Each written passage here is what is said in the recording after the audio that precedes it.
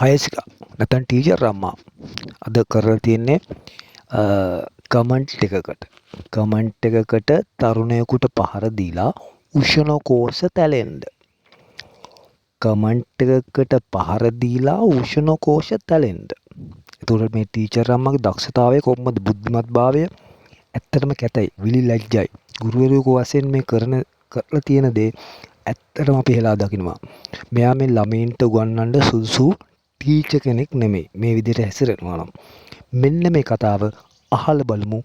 හයසිකා madam නැත්නම් teacher අම්මගේ දක්ෂතාවය අහලා බලමු අපි. මගේ දුව දාලා තියෙනවා අර පෞගේ කාලේ හයසිකා මැඩම් ගියේ මේ වහේකට කමෙන්ට් එකක්.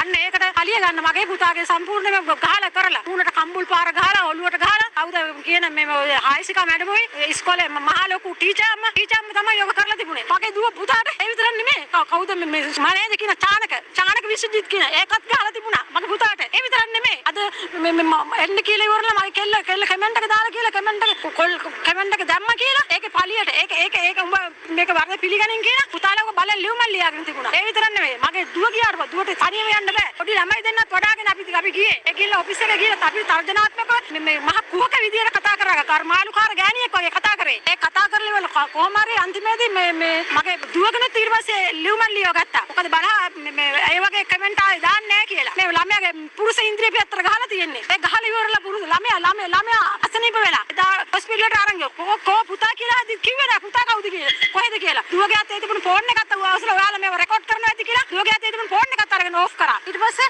කොහොම හරි මේ ඊට පස්සේ පුතා බලන්න ඕනේ කිව්වා. පුතා ඊට පස්සේ පොලිසිය ඉන්නේ කිව්වා. පොලිසියට ඊට පස්සේ පුතා මගේ මහත්තයාට පොලිසියෙන් කෝල් එකක් ආවා. මගේ ෆෝන් එකට ආව කෝල් එකක්. නමුත් මම ෆෝන් එක ඕෆ් කරා. මොකද මෙතන වැදගත් වැඩන්නේ මං ඊට පස්සේ කිව්වා හරි. අර දුව වැරද්දක් කරලා තියෙනවා නම් මම සමාව ගන්නවා කියලා. ඊට පස්සේ මේ හරි කමන්න පුතේ ලියපන් කියලා මං කිව්වා. දුවගේ පළියට පුතාගේ වාඩුව ගත්තා කියලා කිව්වා. පුතාට ඒ පනිෂ්මන්ට් එක හම්බුනේ පුතාට කියලා කිව්වා. ඊට පස්සේ කොහොම හරි දැන් පොලිසියට ගියාට පස්සේ පොලිසියනොත් අපිට බැන්නා. මේ වගේ තැනක මොකද මේ ළමයි වැරට යවන්නේ කියලා. ඒක කියන්නේ පොලිස් කාර්යයක් කියනවා මේ ළමයාට ගහලා තියෙන මේ අපි තාම තියාගන්නත් බයයි. මේ ළමයාට මොන හරි ලඩක් වුණොත් මේ අමාරුවක් වුණොත් අපි ආයෙ වෙනවනේ කියලා. මම පුතා කිව්වා මට බෑ මට හරි අමාරුයි කියලා මේ පැත්ත යට පැත්ත මෙහෙම අල්ලගෙන මට අමාරුයි අම්ම ඉස්පිරිතාලේ යන්න ඕනේ කිව්වා. මගේ තාත්තා අපේ මෙයා ළමයාගේ තාත්තා හිතා පුතේ ඔයා ඇත්තට මේ වැරද්ද කරාද කියලා. මොකද්ද ළමයාට ගහලා ඉවර ලිංගික අතවර කරා කියලා. ඒ ඔෆිස් එකේවත් හිටපු නැති ගෑනු ළමයෙක්. එයාගේ ගෙදර වැඩ කරන කෙල්ලෙක්ව ගෙනල්ලා ඒ කෙල්ලට ඒක පුරුදු කරන්න කියලා. මෙයා ස්ටුඩියෝ එකේ වැඩ කරන විදිහ පුරුදු කරන්න කියලා. ඔය ස්ටුඩියෝ ඔය අධ්‍යාපන ආයතනයේ හැමතැනම CCTV කැමරා තියෙනවා. එකක්වත් මේ නැහැ කියලා කියන්න බෑ. ඒ කැමරා තියෙද්දි මගේ පුතා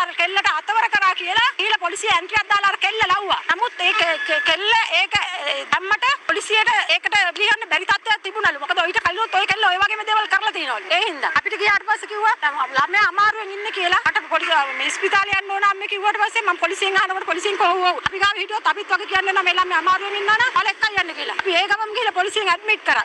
මේ හොස්පිටල් එකේ ඇඩ්මිට් කරා. මේකම හොස්පිටල් එකට ඇඩ්මිට් කරලා මෙතන ආවිල්ලා ළමයාට ඉන්ජෙක්ෂන් එකක් දීලා බලලා ડોක්ටර් කිව්වා ළමයාගේ උෂ්ණකෝෂ තැල්මක් තියෙනවා කියලා. ඊට පස්සේ තැලිලා තියෙන්නේ කියලා කිව්වා. ඊට පස්සේ අයින් ගහලා තියෙන්නේ හීල්ස් දාගත්තු හයසිකා මැඩම්. අයින් ගහලා 3-4ක් පයින් ගහලා කම්බුල්ලට ගහලා විශ්වජිත් කරුව කවුද මේ චානක විශ්වජිත් කියන මැනේජර් කාර්යයක් ගහලා හයසිකා මැඩම්වත් ගහලා. හයසිකා මැඩම් කියන්න බෑ. හරියට ඉගෙනගත්තු මිනිස්සෙක්වත් නෙමෙයි. හරියට ඉගෙනගත්තු මිනිස්සෙක්වත් නෙමෙයි. මහ ලොකු ටීචර් අම්මා මගේ පුතාට අමාරුසික විදියට ගහලා ඉවරලා අන්තිමේදී ගිහිල්ලා පොලිසිය පැමිණිල්ලක් දැම්මේ ලිංගික අතවරකම් කරා කියලා. තාර්ජන තියෙනවා අපිට මම තාර්ජන තියෙන හින්දා මගේ මහත්තයා බිදුවයි කියලා මගේ දුව අර කමෙන්ට් එකක් දැම්මයි කියලා එයාට තර්ජනය කළා. මගේ දරුවන්ට පවා සාප කරා. හරි සාප කරා තර්ජන උඹලට ඉන්න දෙන්නේ නැහැ කිව්වා. කිඹල පිටිය උඹලේ ගේ තියෙන තැනත් මම දන්නවා ඉන්න දෙන්නේ නැහැ කියලා කිව්වා. තර්ජනය කරලා දිනවා බලහත්කාරයෙන් ලියුම් ලියාගත්තා. ඒවත් තියෙනවා ඒ විදියටම